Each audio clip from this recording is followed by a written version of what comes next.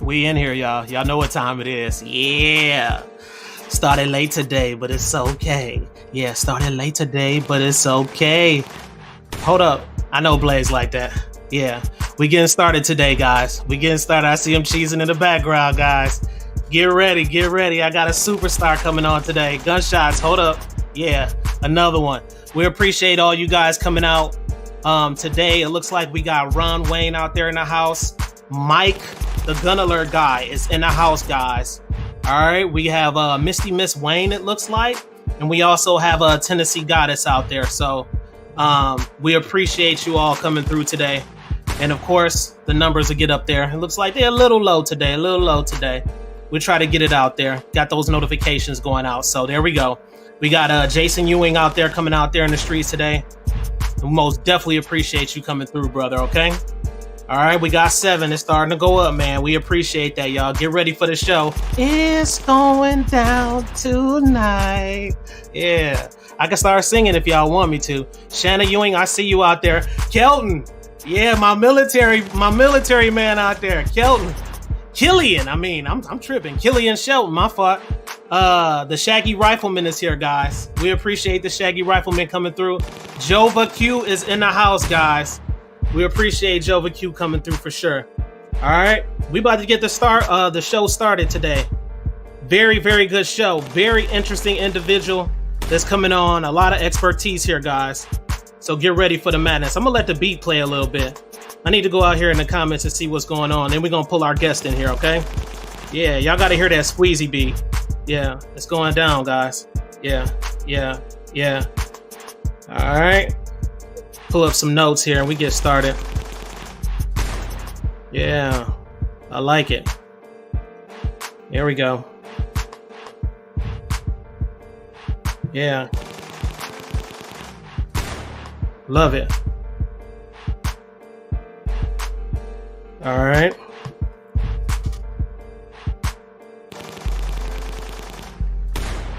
All right, guys. I'm gonna go ahead. I'm gonna slow this down right now. And we're gonna get started here. All right. Dad, can you make a banger?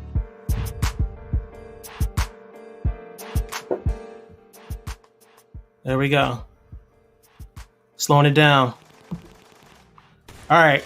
I'm gonna go ahead and pull our guest in here tonight. And guess what? Bam! There he is, guys. What's going on, brother? Hey, how's it going? Thank you so much for having me. Good. How you doing today, man? Oh, every day is an awesome day. Man, we most definitely appreciate you coming into the show. Thank you for having me. Most definitely. All right, I'm pulling up some notes here. And I'm pissed off right now because some crazy stuff happened. We just came from the range, right? Today? Yeah. Right when I get from the range, of course, got caught in traffic. After I got caught in traffic, I end up coming here. My neighbor's damn car got broken into. Oof. Right next door to the house, man. Literally. Now, when you say broken into, is it one of those they actually broke the windows or they left their doors unlocked? Well, that's the thing. So we're going to find out what's really going on next door. Because the crazy thing is I was rushing to try to get in, Blaise. I was rushing to try to get in. And they were like, you need to look at this. We really need, because I got cameras all around my house. You know, it's like Fort Knox over here. Oh, yeah, and they were like, we need you to look at the camera. I'm like, well, I got things I got to get to. I said, after I get done with everything, I can check out everything for you guys. You know what I'm saying? So absolutely. We've had the same thing in some parts of our neighborhood. People just leave their doors unlocked. And that's the truth. I'm going to just be real with you. That's really the truth. That's what happens a lot of times. Now, the crazy thing is he showed me, I didn't see broken window yet. It might be, I don't know. But I'll go back and see, but they broke his steering column. They tried to steal his car. And that's weird because I live in a very nice neighborhood. It's strange. No one's immune. At all. No one's above reproach at all. Seriously. What's going on, Blaise? Man, every day's a good day. Man, you already know what time it is, brother. Huh? I said you had the best day. You went to the range. I did, but you know what, though? Honestly, I should have held that back. Because today was a special day and I don't like to rush because when I rush, I make mistakes. And so that was the biggest thing. But everything happens for a reason. I'm glad you're on the show. I appreciate you coming to the show. And this is extraordinary for everybody that's out there in the chats too. We see you guys out there. Penny Pinch and Prepper, I see you, brother.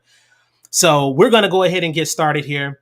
As far as the show and what's going on, the levels of training, things that you need to know, and I guess certain type of trainings you can achieve while going through the process. Okay. I'm going to read something real quick for you and just let me know if I'm off or if I'm on topic and things like that. And then I'll bring some other things to your attention. Go ahead first. I want you to introduce yourself and tell everybody who you are, your credentials, because you the man, bro. You the man. And see, I only have PBs on here. When I say PBs, that's pretty boys, because, I fall in that category. I'm a chocolate pretty boy. So you in a little vanilla PB. So go ahead, tell them what time it is, man. Yeah, absolutely. So my name is Blaise, and I started off my career back in the day running around in the military. I spent a lot of time overseas, kicking indoors, all those good things, until ultimately I was like, hey, I need to get paid a little bit more. So I jumped out of the military and directly into high threat security contracting. I've worked for the Department of Defense, Department of State, a couple other private organizations, and spent my entire youth in a third world country. When I thought it was time to get an education, I came back here to Tennessee. I went to Belmont University. I picked up 2 degrees and then worked my way into the private sector of security here in the States. I've done a lot of executive protection and other kind of details, working with companies, private individuals, until ultimately making my way into the training side of the house. And I kind of just fell into it accidentally. It was never something that I intended to do, but I became a state certified trainer for the handgun carry classes, all of the state certified trainings for guards. So that's armed, unarmed, less lethal devices, the new active shooter training, and all of the fundamental rifle and pistol classes that come with being a firearms instructor. Nice. So it's safe to say you know what the hell you're talking about, right? Yes, I'm the lead trainer over at I.T.T, and I watch over the high caliber gun shop. So we kind of cover it all, and we'd like to spread the information to anyone that is willing to learn. So thank you for having me on, because anytime we can create a better informed culture, we're all winning. How long were you in military? I was in the military for about 5 years, and then I did another 4.5 years contracting overseas before I came back. All right, nice. Well, we appreciate you coming to the show. Of course, High Caliber is an amazing place here in Tennessee, guys. If you've never been there before, it's sort of like a lounge / gun store. Let's just put it that. And not just a gun store. I don't want to just, say that it's just a gun store only. I mean, they have retail side of things, and they also have the training side of things too. So it's so much more, but I like it because it's kind of like family. When you walk through that door, it's just like that song, Everybody Knows Your Name. I love it. I feel like that every single time I go through. So it's just such a beautiful thing, man. And again, I appreciate you coming to the show, brother. Oh, much appreciated. Much for having me on. Awesome. All right. So I'm going to go ahead and read this real quick. And just to give them some information to go off of. Guys, if you have any questions, I'm not going to pull anybody on the panel tonight, because we're going to go ahead and get through this. If you guys have any questions, if you have a request to be pulled on the panel, that's fine. To have any questions for Blaise, okay? Just let us know in the comment section below, and we appreciate all you guys coming through tonight. So basically, gun training typically consists of several levels of stages, each designed to build on the skills and knowledge acquired in the previous level. These levels may vary depending on the training program, organization, or country. But here is a general outline of common levels of gun training, guys. So we're going to basically start with the first one. And if I'm missing something, fill in for me, Blaise, and let me know, okay? Absolutely. The first thing that we want to focus on here, from the research that I've done so far, is basic firearm safety and familiarization. So go ahead and give us insight, right? Give us insight on how that would look. Yeah, absolutely. And I like analogies because it pulls in the known to something that might be lesser known. And we look at it with driving, even though we can get into the driving as a privilege debate later. Driving, I don't just hand my keys off to my 12-year-old and say, hey, take this 2,000-pound vehicle and figure out how to navigate the road. Right. We have a whole system of driver's ed, learner's permits, and the rest before they actually get a driver's license. And so when dealing with firearms, we want to make sure that we, of course, know how they operate because these are dangerous tools. Hmm. They are a tool, so you have to get familiarized with them. And a lot of the fear and misconceptions comes from the unknown. People do not know as Yep. much as they think they know about firearms, and Hollywood has done an entirely bad disservice at teaching what they believe is firearm safety or firearm knowledge, what bullets will go through, how dangerous they are. And so, yeah, the beginner person should take a basic firearm safety class that consists of knowing how the firearm functions, how it Hmm. operates, knowing at the core what those fundamental safety rules are, Yep. and You then hit it on the nose. to apply those. And then once you understand those safety rules so well yourself that you can explain them to other people, that is when you're prepared to move to the next step. Very good. We appreciate you giving us that insight again. That was awesome. What do you think about the learning? I mean, what do you think about learning the basic parts and functions of a firearm? What does that entail? So the basic parts and function is important in so much that we can all have um, an educated conversation about things. So when Hmm. I say here is the trigger, we all kind of know what a trigger is. But when I say point the muzzle in a safe direction, it's important for you to know what I'm talking about with that muzzle. When I say front and rear sights, if you've never looked at a front and rear sight, it's hard to go to the range and actually achieve any level of accuracy because you have no relation to what I'm telling you to line up. Right. So knowing the nomenclature, knowing how it functions is incredibly important so that way we can have that educated conversation and learn more and we're not so caught up on, well, what does that mean? Well, I like to call it this versus that. We should all be operating on somewhat of a standard linguistic there. Very good.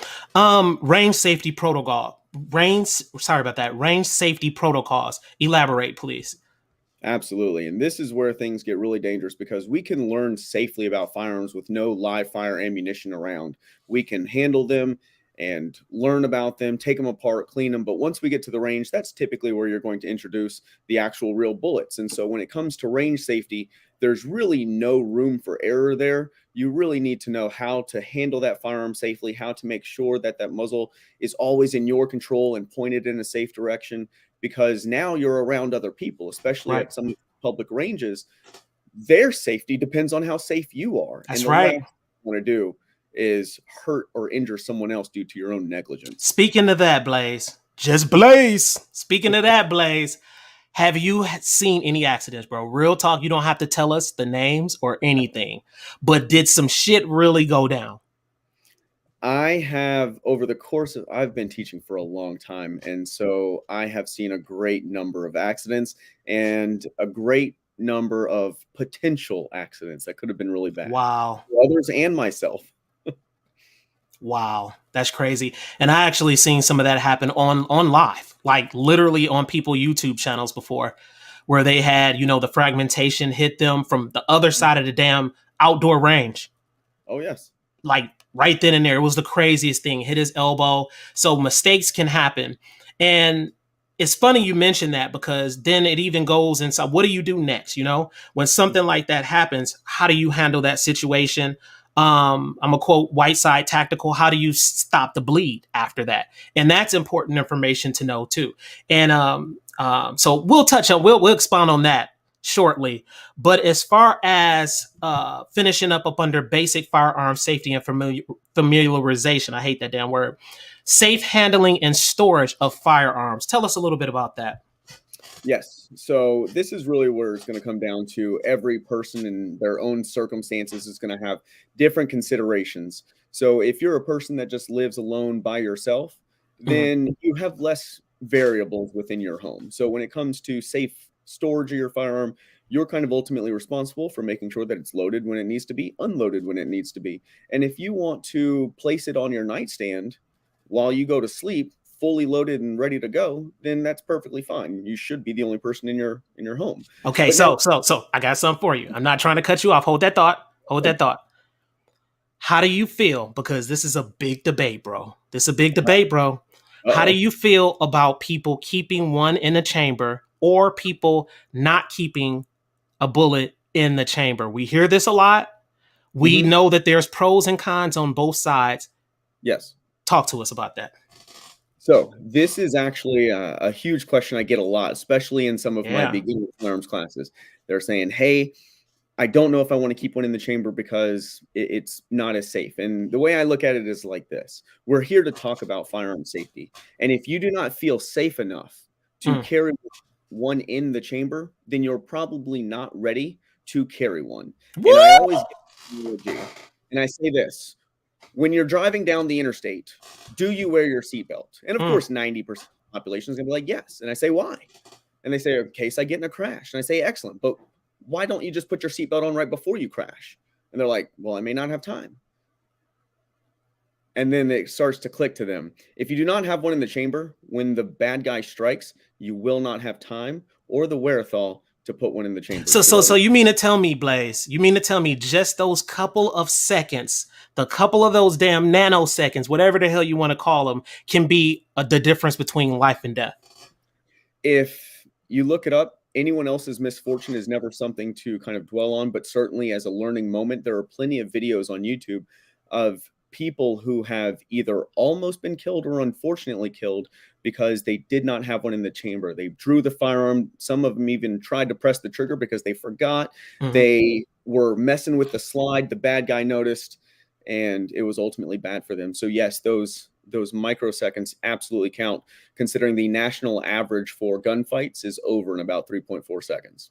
Yeah, this dude's so dope. Y'all see why I wanted him on the show now. I love it, man. All right, let's move on here. Now, we're still up under basic firearm safety and familiarization for those who had just come into the show. We really appreciate you guys coming in. We got 21 in the chats. We ain't going nowhere but up. Um, Learning the basic parts and functions of a firearm, critical or not critical? In the beginning, learning the basic parts as far as the name goes of what each part is, I think is critical, just so we can, like I said earlier, we can have that intelligent conversation.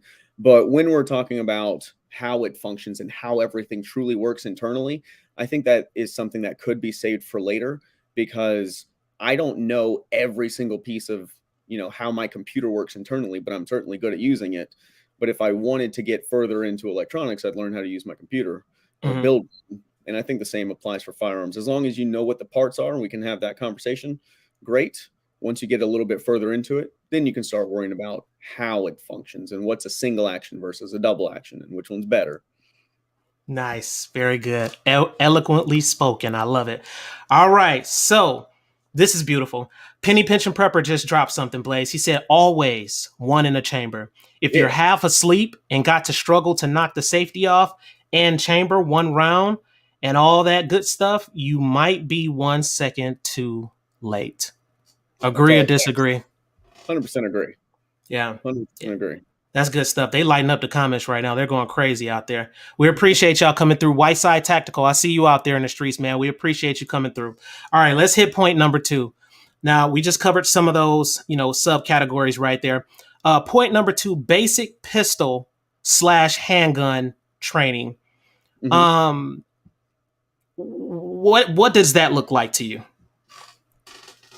So the term basic just generally means kind of like beginner level, but everyone kind of has a different understanding of beginner.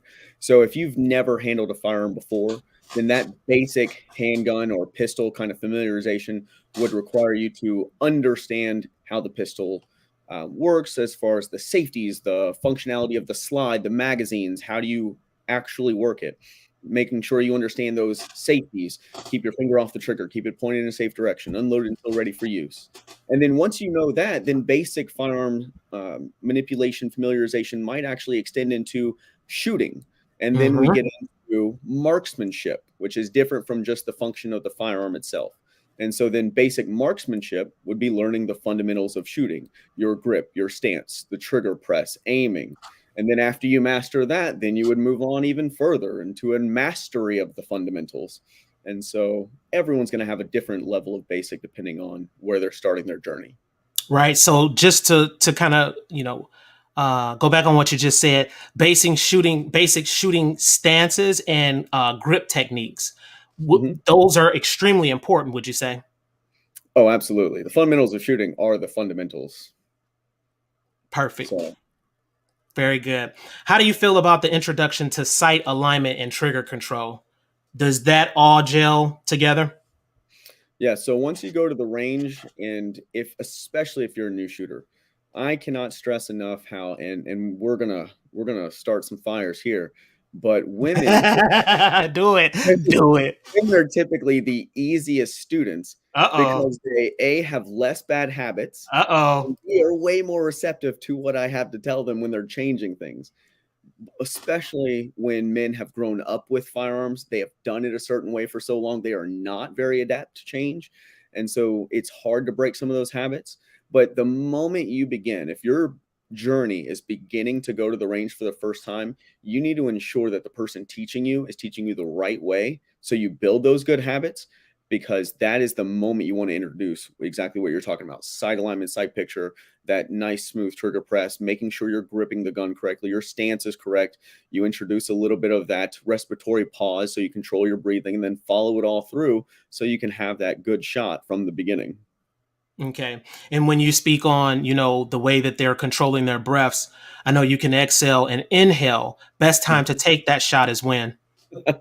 Man, that's another fire question. So I present this in a lot of my arm guard classes, and there's not a right answer. There's just the answer that's applicable at that moment in time. And Interesting. so, yes. So when you are a precision shooter, a sniper, someone taking that precision shot like a competition shooter, then having a fully relaxed body tends to make for a better shot. So you'd want to do it on the bottom of the breath at the end of the exhale. Mm. Is a lot of the shooting that we see on TV, or we might experience in a self-defense situation or as a combative shooter like overseas, you might give that answer because that's the academic answer. But honestly, when you are under stress, when you've done some physical exertion, your body craves and needs oxygen. And for you to let all of that go and then hold your breath to take a shot, it's just simply not going to happen. So taking it at the top of the breath so that you have as much oxygen in your lungs to start depleting as you're lining up that perfect shot is a much better strategy. Perfect. Perfect, perfect, perfect. Jova Q just dropped something for you, Blaze. He said, facts. It's been my experience that females are easier to instruct and teach. And I think it's just that pride thing when it comes to Mhm. men. It's just the macho thing where men are we learn to lead and do things ourselves. And when you have another man telling you what to do, that Yeah, it can become covertly problematic. Sometimes you don't want the other person to know. It's just that pride thing that kicks in. Sometimes you got to let that go, especially to learn certain things. we all hate to fail, but we have to understand that everybody has a day one. And I think that's what limits a lot of people from going and getting better, is that they don't want anyone to see them in a moment of weakness. Yep. Because just as a cultural shift, Especially men. Yep. men cannot be seen as weak. There's something innately about us that we don't like it. There it is. Tough and strong, man. We Yeah. like to always look that way. Don't want to see us cry. We don't want you to see us go through hard times. And I Mhm. don't know if that's just a primal thing from back in the day, a primitive thing. I have no idea, but I know that men are most definitely like that, because I'm not gonna lie, I'm like that at times. But I've learned to set that aside because it's some great people with some very important information out in the world. Mhm.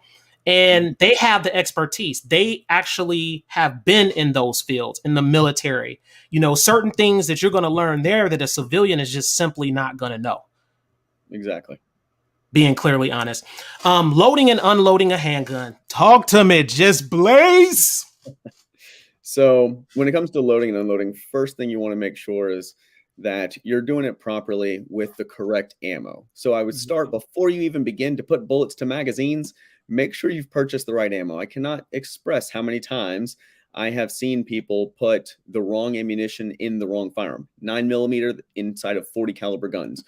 They have purchased 22 caliber ammo for a Glock 22, which is a 40 cal. Now, Oh, all of these are honest mistakes because first off, Glock names everything with a patent number. That's just hard. It's crazy.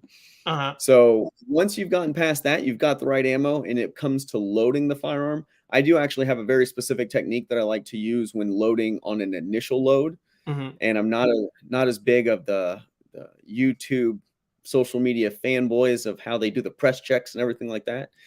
So when it comes to loading and unloading, I do have a very specific technique. It starts with locking the slide to the rear, inserting the magazine, and watching that round head home under its own power. And so a lot of people will do a press check there. I find that introduces a human error into an otherwise perfectly mechanical system. Press checks have their places down the line, and once you're started shooting, but on that initial time, that's how you want to load it. That's the only way that you will have that 100% guaranteed success. So And when slide back, slide magazine back, in, rack. correct. Easy. Yeah. Now, people do shove the magazine in and then rack the slide, and you'll achieve the same results. And now all that is fine and dandy if everyone wants to load their firearm a different way. Where I do become absolute in my process is the unloading procedures, and I think most people would agree with this. And that is remove the magazine first, because every one of those bullets is a potential for something bad to happen. So I get rid of most of those at the same time. I lock that slide to the rear. That way I have no obstruction to visually and physically inspect that chamber and that magazine well. And then I know I'm 100% unloaded. A buddy of mine did get the order wrong because he was tired. He came back off a long mission, and he unloaded it incorrectly. He racked the slide, dropped the mag, didn't realize he had chambered around. Did he point it at the ground? No, he shot right through the wall, and it went through 6 different rooms. And what was he shooting? What was the ammunition? It was a 9mm, right out of a Glock 19. Well, I mean, what kind of ammunition? Was it ball? Was it hollow points? Was it how much grain? What was it? Yeah, so this was overseas, so I don't remember the grain weight of the specific round, but it was a hollow point round out of a 9mm. Damn. But you also have to understand, when I say 6 rooms, these rooms are paper thin. This is not American even construction. This is that cheap stuff. Damn. So that's 6 lives he put in danger simply getting it out of order. Wow. Unbelievable. That's crazy. And mistakes can happen. Because I've had some mistakes, not like inside the house type of mistakes, but I noticed on the range, and different triggers can respond to you differently. So some of them hair thin, man. You can just press on them and bitches of fire, and some of them you have to press down. They have more poundage on them. And some of the lighter ones I've had before where, my finger, at least I thought it was, my finger was straight, the safety measure, and things like that on the side of the slide. But for some reason, man, before I had it out, that damn thing went off. That has happened to me in the past when I was a rookie. I remember the time frames that happened. And I was like, oh shit, it went off before I even pressed it all the way out. You know what I mean? Mm-hmm. And so just little things like that, you have to be very cognizant of those type of things. And I guess that's why they stress that you keep your finger on that damn slide until you're ready to fire. Absolutely. And and I'm glad you brought that up, because one of the mistakes that I think a lot of people make is we are now in an era where everyone is in the pursuit of that lightest, shortest reset trigger press. Mm-hmm. And when all of your training or all of your experience comes from the flat range, just standing there, taking the most accurate shots, no stress really involved, then it's really cool to have that trigger. The moment you have any stress, the moment you're in a panic and you lose some of that fine motor skill dexterity, then all of a sudden, all of that training kind of goes out the window. It's normal. You start pressing that trigger even harder, not even realizing it. And that's when it begins to become problematic. That's what happened to me. Those hairline triggers start acting against you instead of for you. That's what happened to me. And it's weird because I wasn't stressing, but I was excited. And I can tell my heart rate was up, because I was just excited to be out there shooting, man. And I made that mistake and it just went off. Wow. I was like, oh shit. And when that happened to me, man, that right there was like, Ivan, you need to keep your finger up. Seriously. Like until you press all the way out and you've acquired your target, until then. So I learned a very valuable lesson, and that scared the shit out of me. Have you seen any of your rookies do that on the range? Oh yes. So I've seen a lot of people come out of the holster and end up shooting their firearm, especially with those Black Hawk holsters. I've seen people, they'll come out, and as they're drawing it out, they'll try to prep the trigger. So that way, when they're in line with the target, they're already ready to that press. So when you're saying prep, are you meaning they like to that take up? They go all the way back to the wall and stay there. Yes, they're taking that slack out. The problem is it's a high level skill to be able to take that slack out to that perfect amount So that way, when you press on out, you can then control the actual break of the trigger. And I've seen people put rounds in the ceiling just left and right trying to accomplish that, and they're just slamming that finger on the trigger. So Damn. I've seen quite a few accidents like that. That's crazy stuff, man. Unbelievable. All right, so this is getting real good, guys. So we're going through, some of the basic levels of training that you can get, especially if you're brand new, even if you're not brand new, because I know some people who've been in the game shooting and things like that, and they basically haven't covered some of these training topics that we're talking about today. So the next one we're going to hit is point number 3 here: basic rifle. Watch this, Blaise. Basic rifle / shotgun training. Important or not important? So I guess it really comes down to how much you're going to incorporate that into your life. If you're never going to own or shoot a rifle, then of course I would say stick to mastering the pistol. If you want to bring in a rifle, then it's going to come down to, what are you trying to accomplish with this? Is it a bolt action hunting rifle? Are you doing a long range precision setup? Are you doing more of the AR-15 style rifles and all the carbines? And then when it comes to shotguns, are you running a semi-auto, a pump action? Are you running something like a KSG, which is just completely out of left field with it? I've seen a lot of people purchase those Shockwaves and the TAC-14s, which are the not really a shotguns, that just the 3 rounds in the chamber short version of the Remington or the Mossberg. And they go to those and they have no idea what they're doing. And then You talking about the one with the Raptor grip?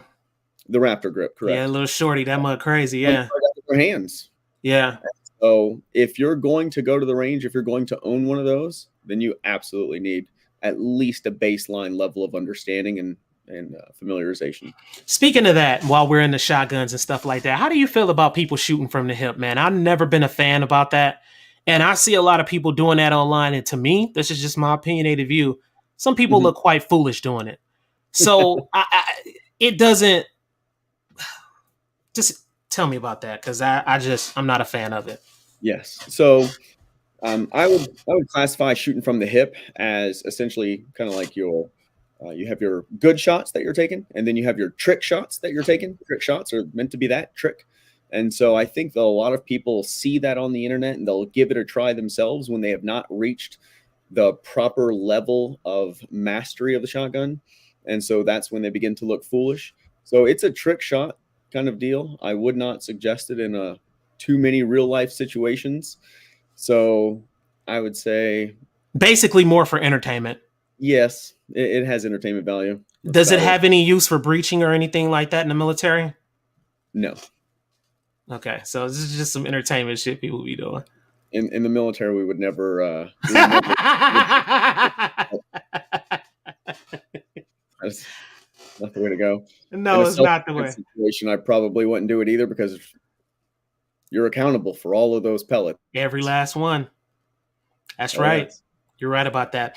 Talk to us about, and like I said, we're still up under basic rifle / shotgun training. So tell us a little bit about the development of marksmanship skills with long guns. Touch on some of that for us. Yeah.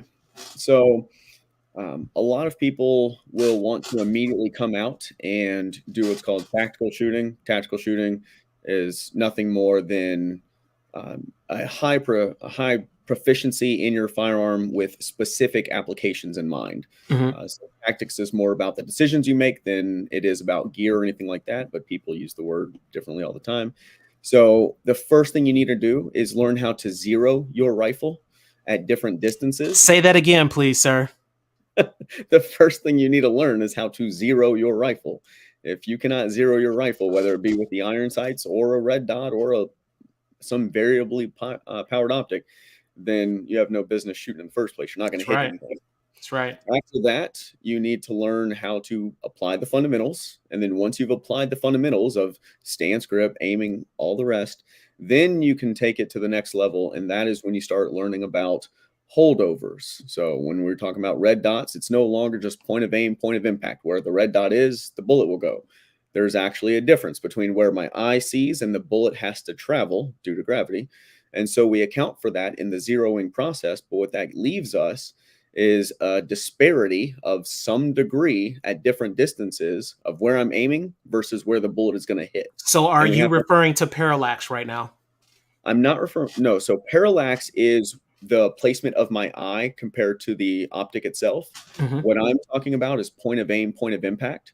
Okay. So whenever I zero at 25 yards with my red dot, that is the same point of aim, point of impact. Where the red dot is, the bullet will hit that dot. But as I bring the target closer to me, what I'm going to have is called a holdover. That is where I have to aim higher than I want the bullet to hit, because my red dot is an infinitely straight line, just like my eye, but the bullet itself actually has to curve up and then come back down, Mm. trajectory of, however distance you're shooting. And so it will travel up and meet that point of aim, point of impact. Then it will go over it, come back down, intersect that point of aim, point of impact, and then go below it. So there's only really two places where it would be perfectly red dot to impact. And there's many different calculations for that, of course, depending on how far you are from the target. And that's where we get into DOPE, which is an acronym, correct? Yes. So when you're getting to dope, that is less red dot, and that is more your variable power optics.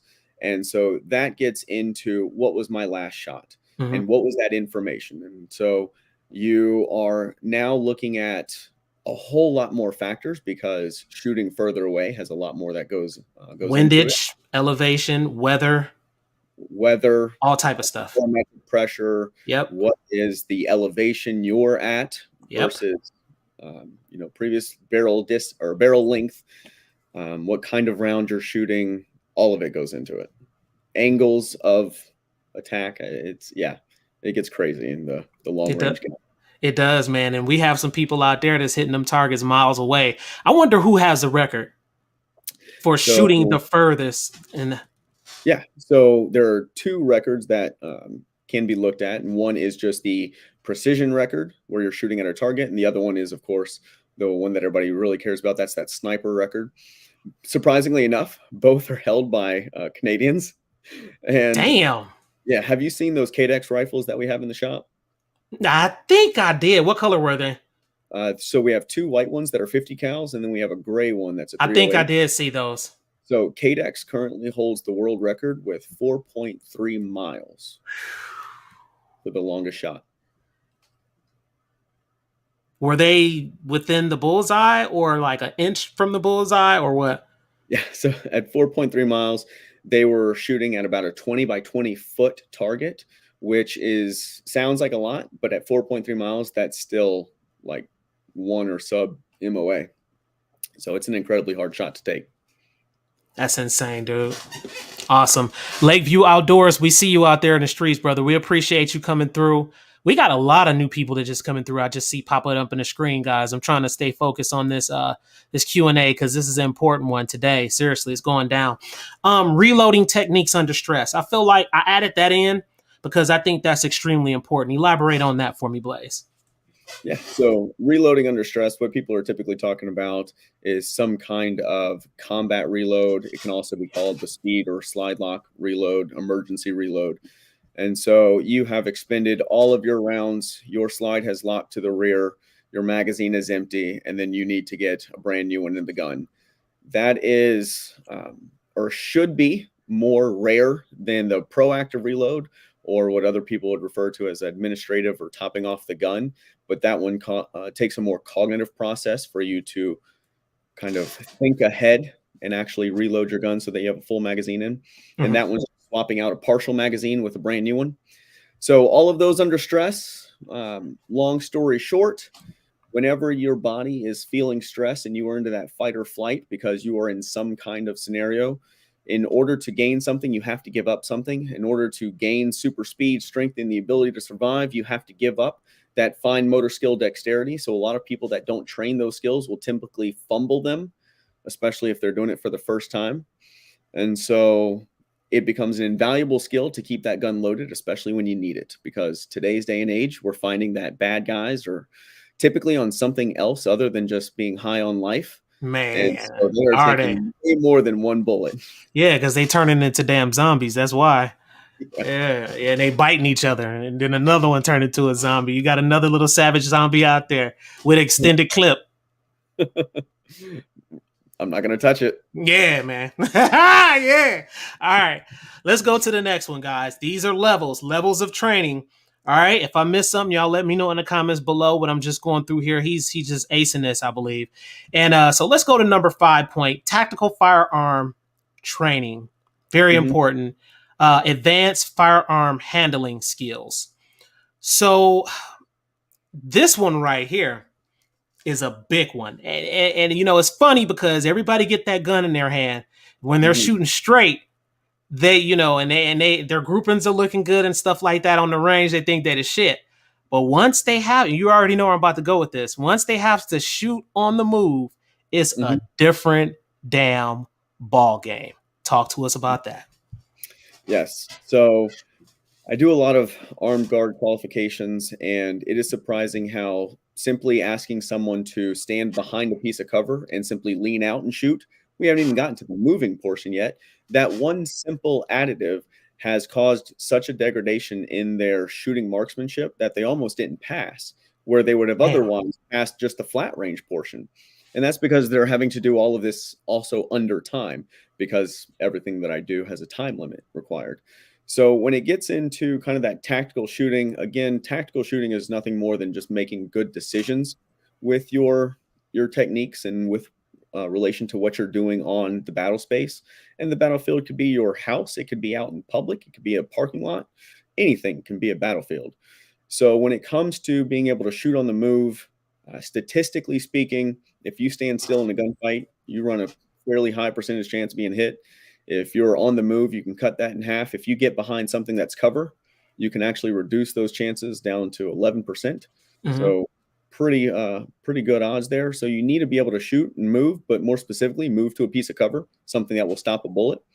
But if you have not mastered the flat range, you have no business moving into moving and shooting.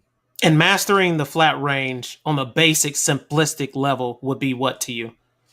So when I know that someone can manipulate their firearm, get accurate hits, go from coming out of the holster, shooting, getting a high level of proficiency on marksmanship at different distances, and they are no longer cognitively thinking about what they're doing. It has just become such kind of a Second motor nature. Yeah. second nature. That's when they are prepared to add the next level of intensity. Very good. Very good. Talk to us about engaging multiple targets. What will be the easiest way to do? I guess. Well, I don't know if I should use easiest way, but just engaging multiple targets. Yeah. So whenever you start talking about shooting multiple threats, there's a couple things that are involved. You can only shoot as fast as you can see and process information. So we're going to go on the assumption that everyone that you're shooting does deserve it, first off, because all paper is bad. So we'll shoot all paper. Let's go with that. And so once I'm shooting all these paper targets, um, I see a couple different things. One is just body mechanics, how people stand can actually either hurt or help them. Most people will want to stand in one spot and kind of turn at the waist and do like a tank turret. And that doesn't seem to work out too well. I always like my hips to be in line with where I'm shooting. The second thing is people will want to move the gun in their eyes at the same time. So you always want to lead with your eyes and then allow the gun to follow. And then the second thing is whenever you're pressing the trigger, especially multiple targets, a lot of people want to pretend that each target is its own separate engagement. So they'll shoot two here and then two here and then two here when it should be considered one string. And that's where I get into cadences. So I Mm. teach how to shoot at a cadence with multiple strings of shots. So 1, 2, 3, 4, 5, 6. And once they can do that consistently, then you're just applying those 6 bullets, two on each target for 3 targets. You would shoot 1, 2, 3, 4, 5, 6. So it'd still sound like you were pulling the trigger solid 6 times versus two here, and two here. Mm. So all of that is to say it's much easier said than done. Shooting at multiple targets efficiently and doing it the best way possible requires a lot of different skills, all applied at the precise same time. What's considered an effective hit? So when we're talking about combat effective hits, we're talking about something that would be a mortal wound. So when we're looking at the thoracic cavity, we're looking at that high kind of collarbone down to lower rib cage there. Anything that goes inside those pumps and arteries and the heart and the lungs and all the stuff that makes us tick, Mhm. that's our margin of error. So as long as I get it within that margin of error, then that's what I'm considering a good combat effective hit. Very good. Very, very good. All right, man. This is good. We appreciate that. And we're getting close to towards the end already, guys. This is sweet. I don't even want to let Blaise go. Might have to keep him forever here, guys. All right. Let's touch on number 7. Yeah. And this right here will be considered advanced training. Now, would you suggest advanced training for anyone? Or, of course, would they have to satisfy you with some of the other levels of training that we discussed already? So I have a general rule in my training that you have to have a high proficiency with your firearm handling and your firearm safety before taking the advanced classes. And I also put a disclaimer that I reserve the right to kick you off the range at any point in time for being Yep. unsafe. And so when we look at advanced shooting is nothing more than a true mastery of the basic fundamentals. It's just a game of who can do the fundamentals, the super boring stuff, who can do that the best. And that When you is say the best, are you talking about fast enough? Or, so whenever we talk about speed, my goal is never speed. I don't teach people to shoot fast. Speed is a byproduct of efficiency. So once they are efficient, the speed will come. They will got it. naturally shoot faster, but that should not be your goal. Your goal is efficiency. So I want them to press the trigger the best. Anybody can press the trigger, but to press it efficiently and master the two ways that you can press the trigger, one being fast on the trigger press, slow on the reset, or slow on the trigger press, fast on the reset. There's just a whole lot of different ways to skin this cat. And I just teach the most proficient ways to do it. And once you've mastered it, then you move on. Nice. Very good. They out there talking, man. We got Casey Dolph out there. We appreciate you coming through to the show. I've never seen your name before. So good evening. We appreciate you coming through. Come through whenever. Pat in a bunker. We see you out there also. So we appreciate you coming to the show. And then we got a Blaise. We got a YouTuber out here, Hillbilly Up. That's his name. Good. Yeah, he got a pretty good channel. Check him out, Hillbilly Up. He does some pretty interesting, firearm videos, shorts. He likes to make you laugh. He got this crazy laugh to be cracking me up. He has a very, very good, interesting channel, huh? I said, if you're not laughing, why do it? Makes life go, man. That's why I'm always trying to make people laugh, and I try to stay laughing. So many people upset and angry and mad all the damn time, Yeah, and I just don't want to live like that anymore. I used to live like that in the past, but I'm not anymore, man. From here on out, I'll be laughing to my damn grave. absolutely. Seriously. Life's short. Um, damn, you done hit. You was hitting everything, man. Damn. All right. Advanced tactics and strategies. Mhm. Just give us a little bit of insight on that. Yeah, so tactics is just making the best decision within your particular battle space, if you will, for the highest chance of your survival. So, since home defense seems to be one of the most important things that people are really trying to gain, especially through all of these other trainings that they're involved with, typically home defense is the most important. So, one of the strategies and tactics that I really like to impart, especially in my home defense classes, is if you do hear that bump in the night, if you have some pressing matter that would require you to exit your bedroom, then I can sympathize with that. I have 3 kids. And so you can bet your bottom dollar that you will see me out there, but I'm not going looking for the bad guy. I'm going to look for my own kids, scoop them up, and bring them back to my area of refuge, my room. And once I place them in that room, or if I'm a person that does not have to leave at all, then what I'm going to do in my room is I have a flashlight. And this is one of those tips and tricks that I found super cool. Flashlight on gun or a separate flashlight? Because there's a big debate about that shit too. Absolutely. But when it comes to my home defense strategy, I would have both. I have a light on my gun, but I also have a light that is separate. And what I'll do is I will place my wife and the kids in the bathroom, and then I will post up at the bathroom door while the flashlight, that separate one, sits on the bed pointing at the door, which is a whole different direction where I'm at. So when the bad guy comes in, I'll be able to see him. All he will see is the light. And if he does shoot, he's shooting at the bed, which is nowhere near me. I'm about to fall off my chair, man. Okay, keep telling us. I'm listening. Yeah. So when it comes to those kind of strategies, everyone has to know their own home, know how to set yourself up for success, which lights you want to leave on, which lights you want to leave off. So tactics and tactical shooting doesn't always come from just how you press that trigger. But in my house, we have a rule: all the doors are shut at night.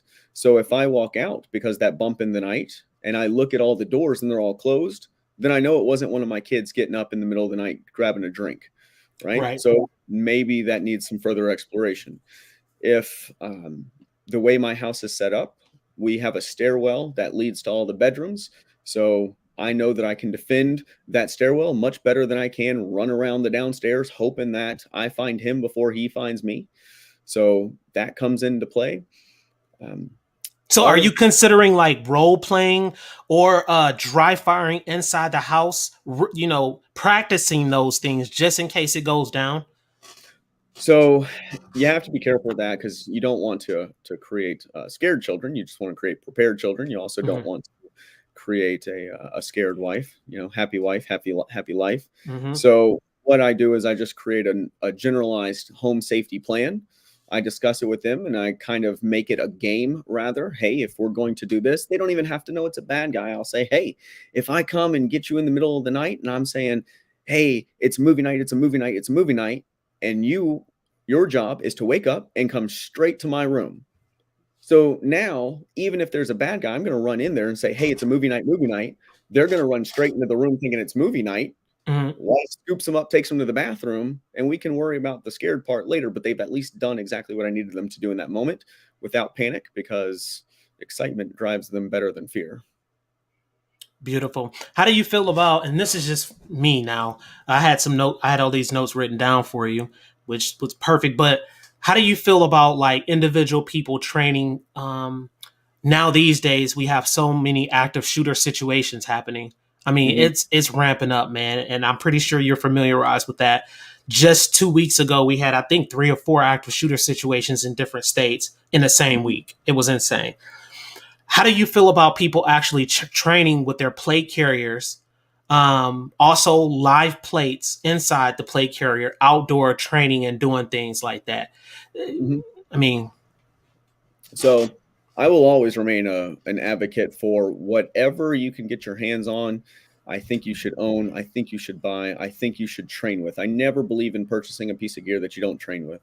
mhm. So I think that everyone should train in a plate carrier, but you also have to understand what is the reality that you will have that plate carrier with you in the middle Mm, every day. Like, what is the statistical likelihood? So while I mm. do want to train for everything, I train the statistical likelihood more than I do anything else. And so, with the active shooter class that I teach, I'm teaching the active shooter training for the armed security guards mandated by the state. And my class is a little bit different in that it does focus more on the neutralization of the threat than it does the typical run, hide, fight that you would hear from from most places because we need to end that threat. So my security guards are going to be in body armor, and I make them take the entire class, full body armor, belt, everything. Because if you're not training that way, that will add uh, elements of confusion or elements that you were not uh, further aware of. If you don't train with your kit, it's just cumbersome. It's different. Okay, very good, very good. All right, and speaking of that type of training, go ahead and let them know. We're getting close towards the end of the show, man. And again, I appreciate you coming through. This has been a wealth of fucking knowledge. Tech Car and Gun Fanatics, Alien Gang. Y'all know how we do, man. We bring the best. Go ahead and tell them where they can get that good training from you. Where can they find this? All the information, Blaise. You know what I'm talking about. Absolutely. So you can always find us on the website, appstraining.com. That's appstraining.com. You can look us up on social media. Our Instagram is the Academy _PPS because we are the Academy of Personal Protection and Security. You can always come find us over at High Caliber Weaponry and Training at 2611 Lebanon Pike. Nashville, Tennessee. Come check us out. We offer the highest quality in training, both firearms. We have a combatives instructor that's black belt in jiu-jitsu, been doing it for over 15 years. He's worked with law enforcement as well. So anything that you would need, from less lethal taser, batons, pepper spray. We have pepper sprays that link to your phone. So when you activate them, they actually send a signal out to 5 of your closest friends.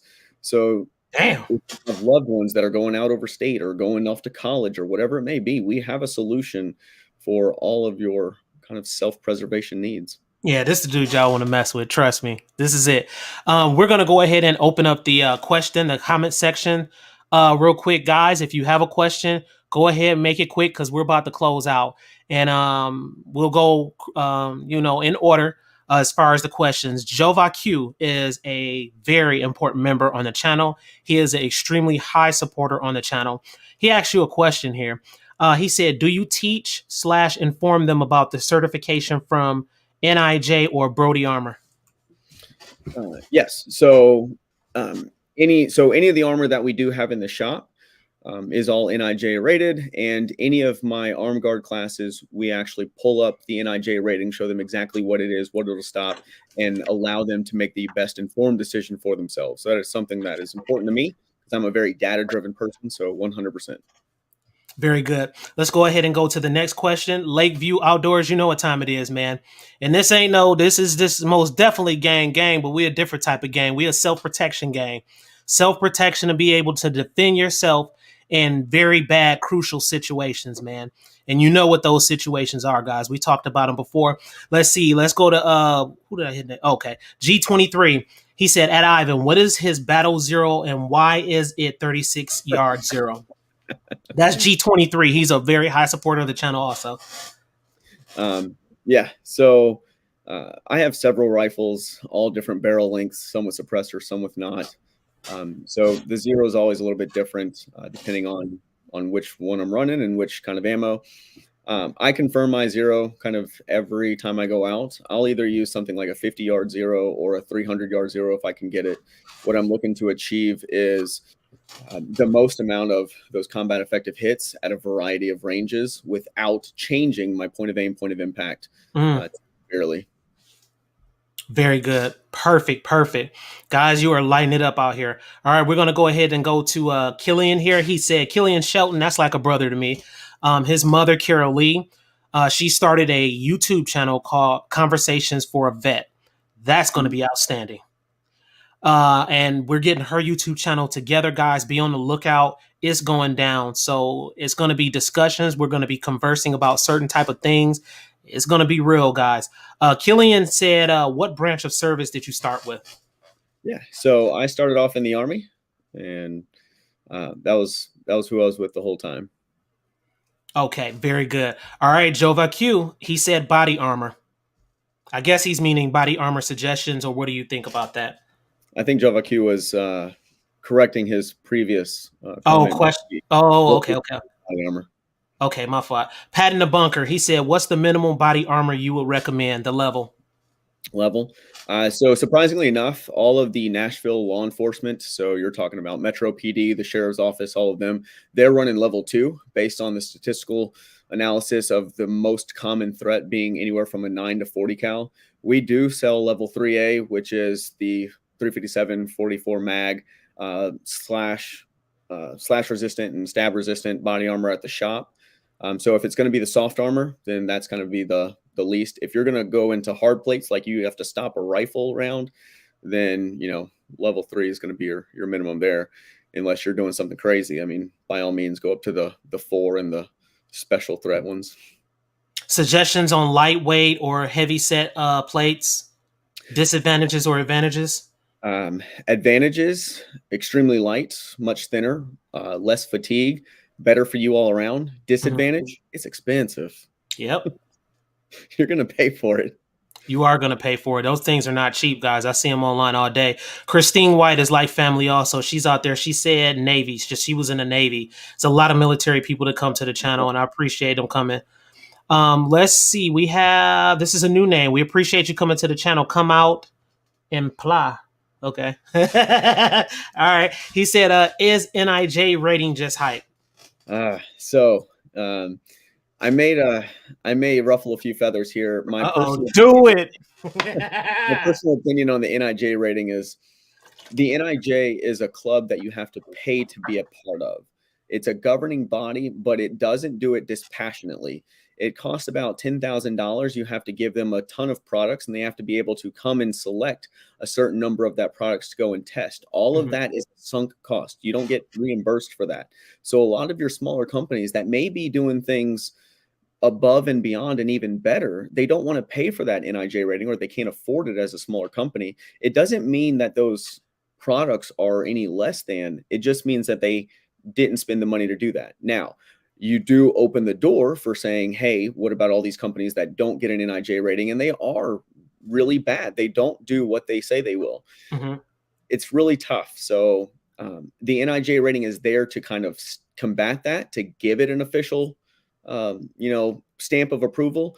But I also think that it's a potential barrier to entry just based on how much it costs. Okay, very good. Pat in the bunker dropped some, but I don't know what he's talking about on here. I think he said, "What about plate carrier?" Or was he maybe talking to someone else? I think. Mm, Hmm. I don't know. We offer both at the shop. So soft armor, if you're going to be running around worried about pistol threats, if you're going to be worried about rifle threats, or you want a little bit more to carry on you, roll with a rifle plate carrier. Very good. And Lakeview Outdoors, he really likes your conversation, bro. He said, "I.T.T, can you please leave a link to this man's channel or website? It's going down." Are you able to type in the comment section, Blaise, or Yeah. no? Says Go chat ahead with. and yeah, Oh, drop it in the comment section for him. This is awesome, guys. oh, Another banger. there's our website. And that is coming through in a few minutes for you guys. You put in a private chat. Did Perfect. I? Yep, Yeah. that's perfect. Let me go ahead real quick and add it. Here it comes, guys. Copy. And then I'll drop it in the comments section.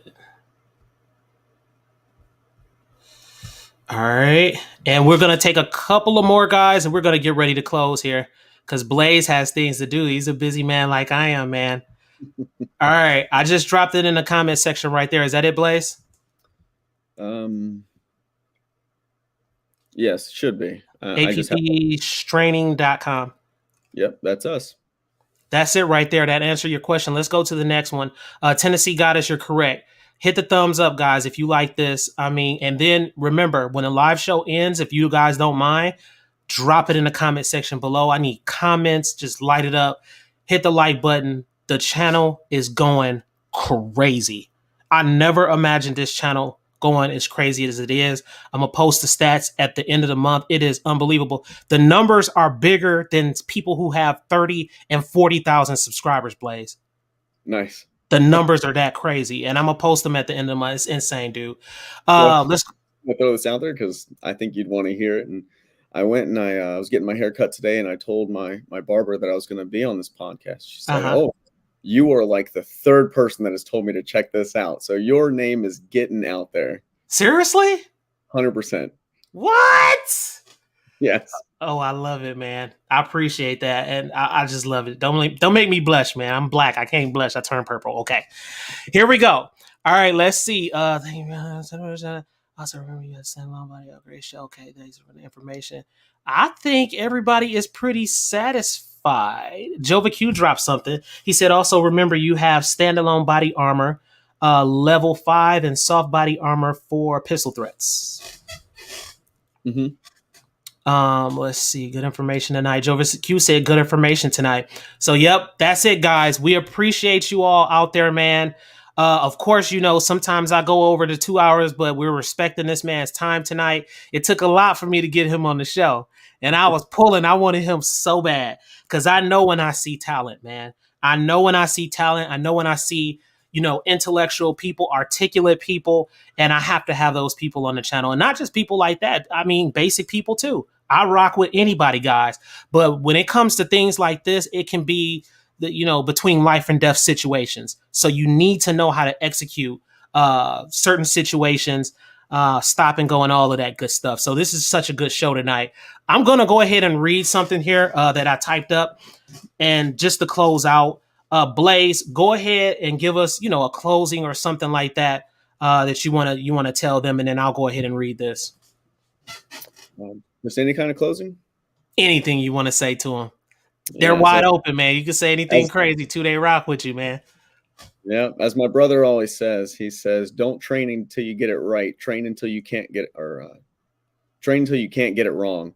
And so I take that with me every single day. I'm constantly training. If you're not training and you expect to rise to that level in the fight, you will always fall to your most basic level of training. You will never rise to the occasion.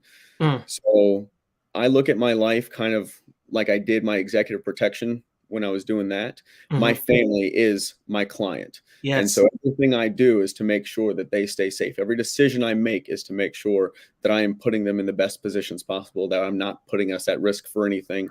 And so I think that when it comes to this community, we will be the most overtrained and sometimes underutilized, because if we do everything correctly, we will never have the chance to utilize our skills. It is the weak that people prey on, and they are too often, without the proper resources and training to get it done. And I think that's sad. And if I could create an entire population of people, like-minded people like us, well-trained, then I think we'd see a lot different world out there. It's very true. And when you said something that stood out to me, it's the weak that people prey on.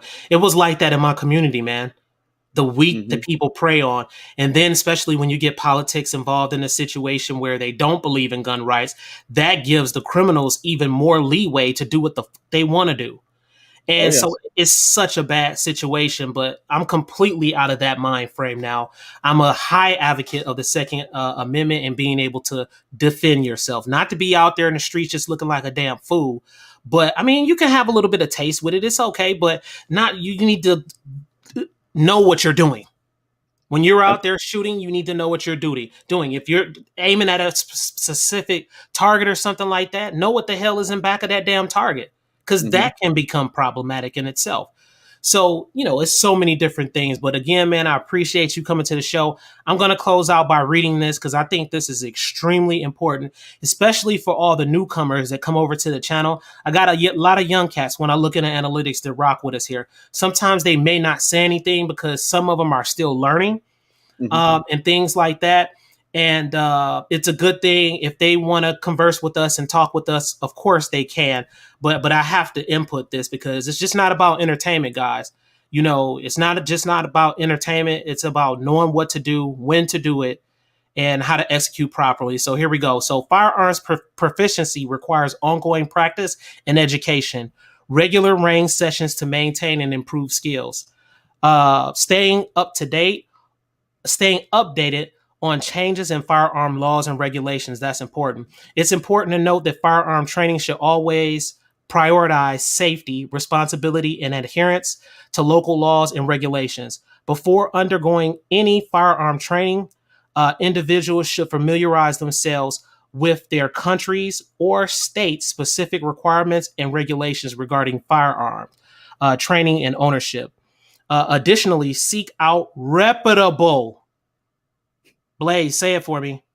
Reputable instructors in training programs to ensure you receive quality instructions. Profusely important, Blaise. Just Blaise. Yes, there are a lot of people out there trying to teach that aren't the best, aren't spreading the best information. So choose carefully. There you go, guys. So that's what it is. Go ahead and tell them again. Well, matter of fact, this is how I close out, Blaise. I don't know if you know, but I rock out when I close out, man. I rock out when I close out. Here we go. If it'll play. I don't know. Let's see. Last time I messed it up. Here we go, guys. Let's go down. Let's play it. Square beat. Yeah, we in there, guys. Gun gossip. Y'all know what time it is, all right? A squeezy beat. I gotta promote this beat. Blaise, I gotta promote this beat. This is a banging beat, Blaise. I don't know if you in the rap. This is how we get down, Blaise. I appreciate you coming to the show, brother. We gotta see you again in the future. Bring you to the show. We'll talk about some different things. And I know they appreciate your presence tonight, man. All right? Had a great time. Thank you so much. All right, man. Come back to the show for us. Tech Car and Gun Fanatics. We see you out there in the streets, man. Alien Gang, my younger guys. We see you out there in the streets. We thank you so much for coming through to the show tonight, guys. Be on the lookout. End of the month stats. They ridiculous, guys. When I say ridiculous, men lie, women lie. Blaise. But numbers don't lie. We out of here, boy. We holla at y'all. We out. Yeah. All right, Blaise. Hang on for me, man. Great show. Paul the Fifth out there. I was at the range with him tonight. Tennessee Goddess in the house. Mike McClune in the house. Penny Pincher Pripper in the house. Y'all know why I wasn't gonna stop. Pat in the Bunker is in the house. Woods, we see you out there in the street. Lakeview Outdoors. Ron Wang, that's my brother. Killian Shelton, y'all know. The rest of y'all, if I miss somebody, I apologize, man. Jason Ewing, his wife, everybody out there in the streets. I think I said Lakeview already. We out of here, guys. Appreciate y'all, man. That was good, Blaise. It was. Let me go ahead and end it.